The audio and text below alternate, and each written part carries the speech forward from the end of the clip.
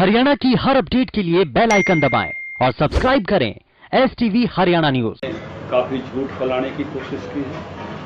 हमारे लिए खुशी की बात यह है कि चुनाव 3 नवंबर को जो किसान भाइयों में ये झूठ बोलते फिर रहे हैं कि मंडी नहीं चलेगी, MSP पे नहीं खरीद होगी, तो अक्टूबर में सारी खरीद हो जाएगी। मोदी जी ने लगभग 13,000 करोड़ रुपया हरियाणा से धान खरीद के लिए, अगर 7 करोड़ क्विंटल तक भी आती है, हमारे यहाँ मैक्सिमम 7 करोड़ क्विंटल आती है, तो उसका इंतजाम कर दिया है। हमको उससे 525 करोड़ के आसपास मार्केट फीस वो मिलने वाली है, क्योंकि 4% हमारी मार्केट फीस है, हरियाणा सरकार को भी मिलेगी और हमारे आड़तियों को भी 325 करोड़ रुपये 2.5% आड़त के हिसाब से वो भी उससे मिलेगी। तो जैसे मैंने पहले कहा है, मंडी निवे चलेगी, खरीद निवे होगी, केवल कांग्रेस का झूठ नहीं बिकेगा। तो जब तक सारी खरीद हो चुकी होगी तो इनकी पोल खुल जाएगी, क्योंकि ना सोनिया ने ठंडी देनी, ना कोई राहुल जी ना ठंडे देने। बाजरे की खरीद भी जो होगी 700 करोड़ रुपए का इंतजाम राज्य सरकार ने किया हुआ है। पिछली बार 30 लाख 92,000 क्विंटल बाजरा खरीदा था। जो भी बाजरा आएगा सरकार एक एक दाना खरीदेगी और उसके लिए भी लगभग 700 करोड़ रुपए तक खर्च हो सकते हैं। 31-32 लाख क्विंटल कुछ भी आ सकता है। राज्य सरकार ने उसका पूरा इंतजाम किया है। जो हमने सरकार से आग्रह किया है आज मुख्यमंत्री जी से कि धान की खरीद पे किसी भी प्रकार की जो प्रति एकड़ की जो लिमिट है, उसके कारण से किसान भाइयों को कोई परेशानी नहीं हो, तो उसको आगे बढ़ाया जाए। और धान की खरीद से हमको फ़ायदा ही होता है, तो उस लिमिट का हमको कोई फ़ायदा उस नाते से नहीं है। उस नाते से वो उस पर जो है विचार करते हुए जो भी किसान का उत्पादन है वो सारा ले लें। ये होता है ना, सारा ले लें, जो भी है उसका आग्रह हमने किया है। जो भी किसानों का है वो सारा ले लें।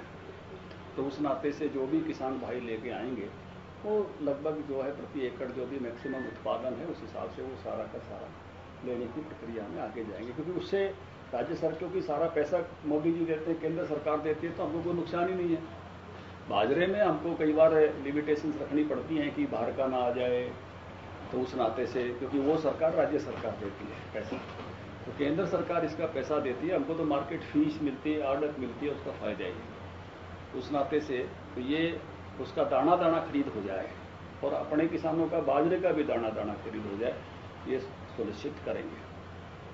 बड़ौदा विधानसभा के लोगों का जो मानस है वो विकास के लिए है और विकास की बहुत सारी योजनाएं इन्हीं दिनों में 2 कॉलेज वहाँ पर दिए हैं, एक विश्वविद्यालय जनता कॉलेज को बनाने की बात, यहाँ जो पुराना कॉलेज है, मैंने भी जब मैं मंत्री था तो वहाँ VLDA का कॉलेज जो है वहाँ पर दिया था, एक्सरे मशीन दी थी, तो वो एक बात आगे बढ़ी है। औद्योगिक क्षेत्र IMT का विषय आगे बढ़ा है, सड़कों के लिए पैसा दिया गया है, गलियाँ बनाने के लिए पैसा दिया गया है, पानी की निकासी कुछ इलाकों में नहीं हो रही थी, उसके व्यवस्थाएं की गई हैं।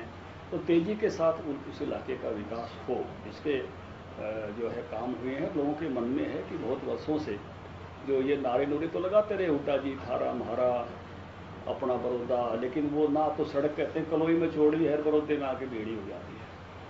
तो वो उनके नारे थे, कोई काम वहाँ पर नहीं था। हम सब घूमे, जब हमने देखा कि केवल और केवल नारों के भरोसे काम चलाने की कोशिश की है। ये जो कांग्रेस पार्टी के लोगों ने भी देख लिया कि ये हुड्डा जी प्योर परिवारवादी व्यक्ति हैं। लोकसभा लड़े सोनीपत तो भूपेंद्र हुड्डा, रोहतक लड़े तो दीपेंद्र हुड्डा, राज्यसभा जाए तो दीपेंद्र हुड्डा। अभी भी कई बार जिक्र सुनते हैं बड़ौदा में भी अपने परिवार का एक कैंडिडेट ढूंढने के चक्कर में। तो ये केवल और केवल अपने परिवार से बाहर सोचते नहीं हैं। बीजेपी वर्कर की सोचती है, कार्यकर्ता को लड़ाने की बात करती है, उनको बढ़ाने की बात करती है। इसलिए कांग्रेस में भी आपको पता चला है कि उनकी जगह कम हुई। दूसरा, कांग्रेस के इस आंदोलन की पोल भी खुल गई जब उनकी प्रदेश अध्यक्ष शैलजा जी ने कहा, आप में से किसी पत्रकार ने पूछा कि किसान के कंधे पर बंदूक रख के क्यों चलाते हो, तो उसने कहा कि कंधा मिला है तो क्यों नहीं चलाएं। इसका मतलब है they want to use only farmers, वो केवल किसानों का इस्तेमाल करना चाहते हैं। क्योंकि आपको भी पता है स्वामीनाथन कमीशन कांग्रेस पार्टी ने बनाया था, 2006 में बनाया, 8 में रिपोर्ट देती थी, 14 तक सरकार थी, अपने पैरों नीचे दबा के उस रिपोर्ट को बैठे रहे। हुड्डा कमेटी भी कांग्रेस ने बनाई थी, 2010 में रिपोर्ट दे दी थी, दिसंबर में 14 तक राज था, 4 साल उसको भी पैरों नीचे दबाए बैठे रहे। ना 50% प्रॉफिट के साथ फसलों के दाम दिए, ना कोई मोदी जी की तरह 6-6 हज़ार रुपये कभी दिए, ना फसल का बीमा दिया। ये तो केवल और केवल जो है नारे मारते हैं, झूठ की राजनीति करते हैं। विकास से और अच्छाई से इनका कोई संबंध नहीं है।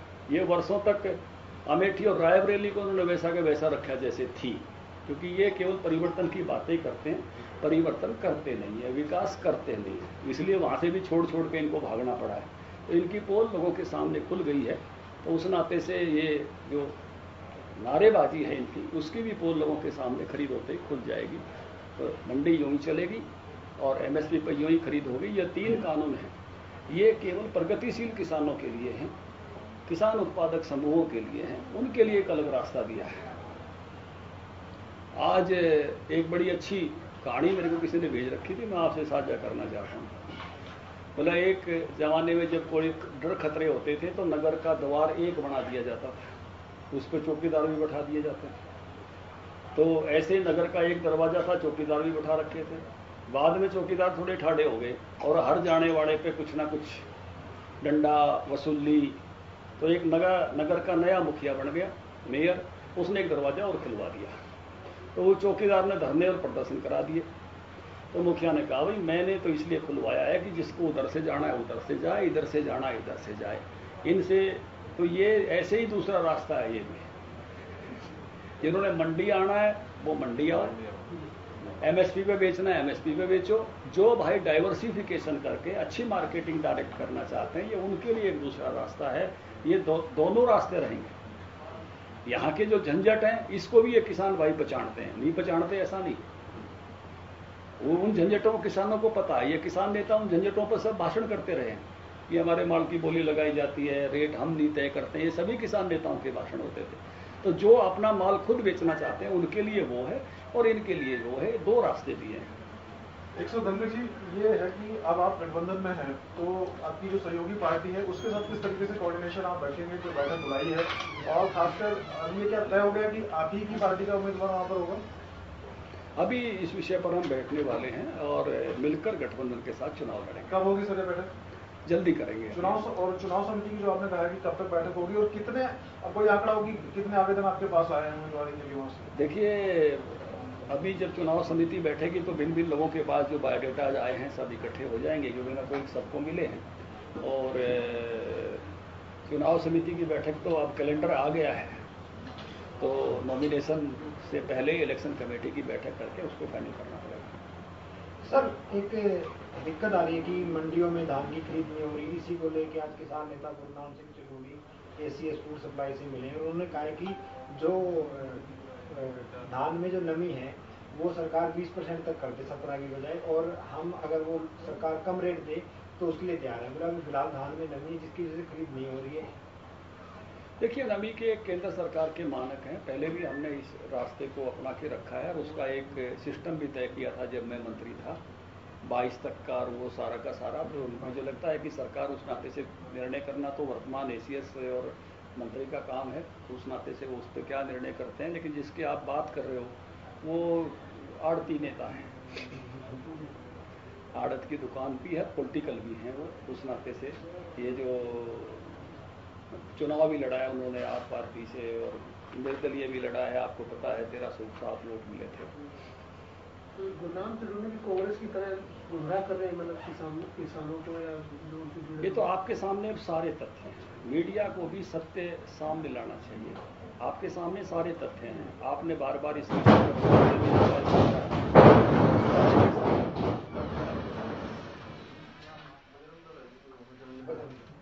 एक सवाल ये था सर कि जैसे कि कृषि विधेयक पारित हुए और जो प्रोटेस्ट हुआ, हालांकि आप लोग डिफेंड कर रहे हैं उनको, लेकिन बड़ौदा विधानसभा जो है वो मूलतः किसानों की और रूरल वोटर्स वहाँ पर ज़्यादा हैं और उसका प्रभाव गाँव में किसानों को ज़्यादा। कुछ लगता है आपको वहाँ पर थोड़ा सा मुश्किल हो सकता है बीजेपी के लिए?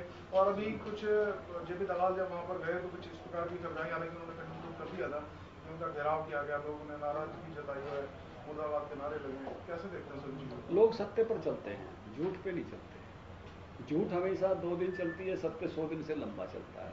ये दोनों चीज़ें किसानों की यो चलेंगी तो लोगों को पोल खुल जाएगी कि झूठ बोलने वाले आए थे। तो झूठ लंबी चलती नहीं है। झूठ 2 दिन, सत्य 100 दिन। जब एक एक दाने की खरीद हो जाएगी, जब मंडी यूं ही चलती दिखेगी, जब एमएसपी पे यूं ही खरीद होगी, जब एमएसपी पर खरीद, अगला एमएसपी भी अनाउंस हो गया है, तो झूठ कितने दिन चलेगी?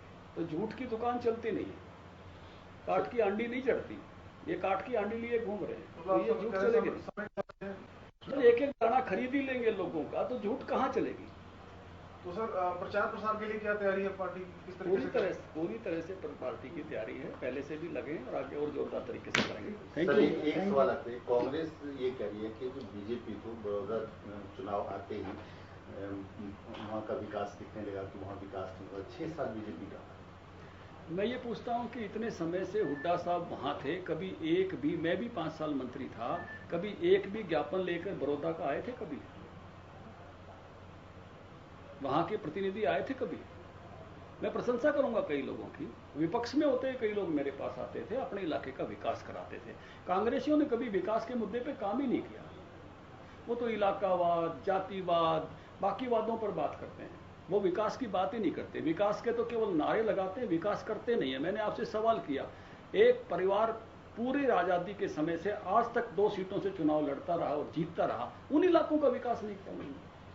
ये विकासवादी पार्टी नहीं है, ये तो भेद पैदा करके चुनाव लड़ती है, जातिवाद फैला के चुनाव लड़ती है, इलाकावाद की बात करती है। विकास इनका एजेंडा नहीं है,